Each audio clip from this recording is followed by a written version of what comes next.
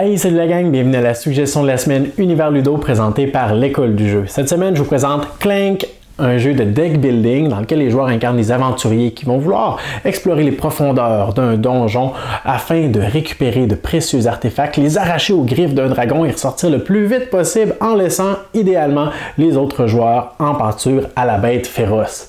Dans Clank, eh bien, c'est un jeu de deck building, donc dans la majorité des jeux de ce type, il y a des cartes avec des devises. Dans Clank, il y en a 3, donc des icônes qui vont nous permettre de faire certaines actions précises.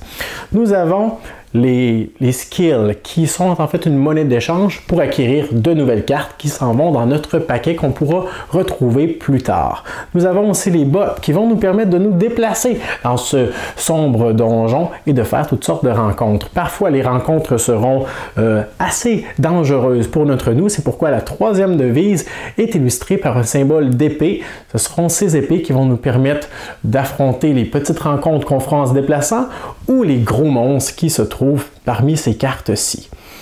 Ce qui est bien unique de Clank, c'est que certaines cartes sont dans notre paquet au départ, d'autres vont s'y ajouter, et ces cartes-là sont très néfastes parce que on veut se déplacer dans le donjon le plus silencieusement possible, mais ces cartes-là vont nous amener à faire du bruit. Le bruit est représenté par ces petits cubes qu'on appelle les clanks, justement. Et à chaque fois que ces cartes-là vont être jouées, nous allons ajouter ces cubes à la banque des clanks juste ici. Certaines actions vont enrager le dragon. Par exemple, à chaque fois que nous allons prendre un artefact, à chaque fois que nous allons dérober un œuf de dragon, le dragon va se mettre en colère et sa rage va grandir. Mais il ne passera à l'attaque que lorsque certaines cartes précises seront dévoilées. À ce moment-là, nous allons prendre tous les cubes qui sont dans la réserve, nous allons les balancer dans ce sac et on devra alors piocher un nombre de cubes qui correspond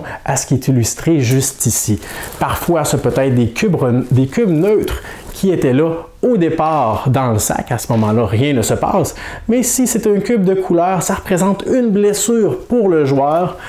Et alors, il s'approche un peu plus de la défaite. Clank est un jeu assez unique et franchement, je vous recommande d'y jeter un œil. Il existe en plus de ça, d'autres variantes à ce jeu, Clank in Space. Il y a aussi des extensions qui sont disponibles. Je vous encourage à aller voir la vidéo que mon collègue Joe a fait qui vous expliquera le jeu beaucoup plus en détail. Moi, je vous dis à la prochaine.